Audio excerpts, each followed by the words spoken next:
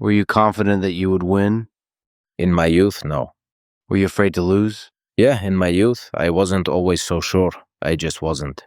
Because I never stood out. Yes, I had a coach for a father, and how many trainers have kids who compete but aren't successful. And then when I went to the big leagues, I had already fought. I had done 16 professional fights across the post-Soviet space.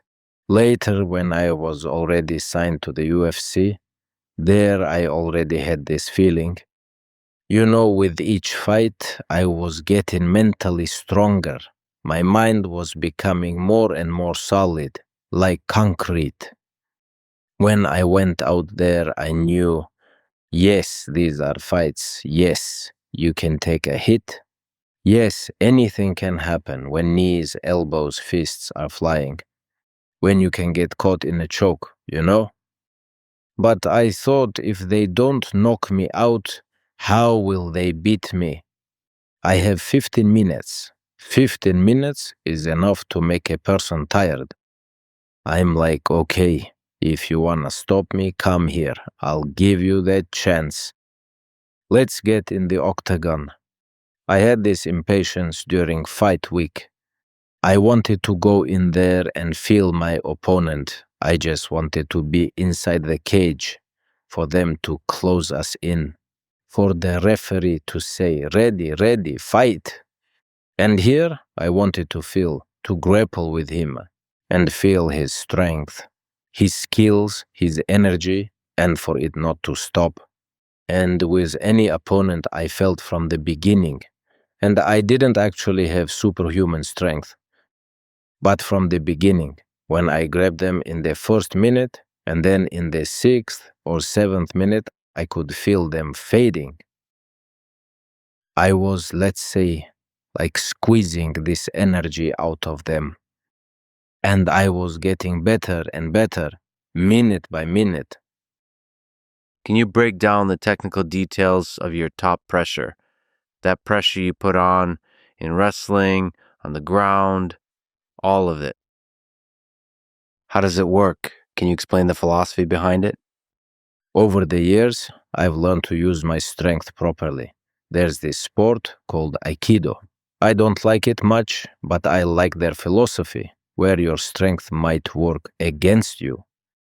I think for a lot of listeners, this is gonna be a brand new sport, but there is this sport called Aikido, and the whole philosophy behind it is using your opponent's force against them. That's what I learned to do. And I have learned to force an opponent into positions where they have to escape wasting their energy. Like when we were sparring yesterday, that's exactly what I wanted. I wanted you to feel that energy, that heavy top pressure. We could have just played around. I could have gone easy on you. But I wanted you to feel the real heavy pressure. And of course, please don't think it was a sign of disrespect. It's quite the opposite. No, it was respect. I just wanted you to feel that, how exhausting it can be. I think you felt it yourself, that it was a bit different from the kind of grappling you've dealt with before. I'm sure of it. The only one who's even close to that is, you're the absolute number one.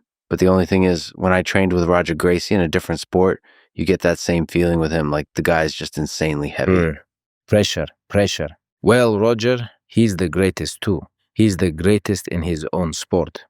What makes a person unique is his style and his approach to his work. I always approach my craft very professionally, respectfully. I believe that if you're gonna be in this game, in this sport, you have to completely dedicate yourself to it. But I think you had a deep understanding of how to break an opponent, both physically and psychologically, just looking at your style. I've always been right there, always fighting for position. I just always had this thought in my head. My grandfather always told me, a dog that latches onto that one weak spot always wins. It's the same with a fighter. When you're fighting on pure instinct, you feel your opponent's weakness. You know where they're weak. and you have to keep pressing right there. For example, let's say I'm fighting Connor, right? His strengths are his striking, his timing, and his speed. His boxing. Why would I stand and strike with him? What am I supposed to do? I have to put pressure on his weak spot.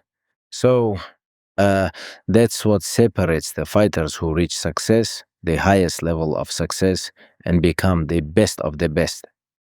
They know how to find an opponent's weakness and they pressure it relentlessly. So it all comes down to having the right strategy here.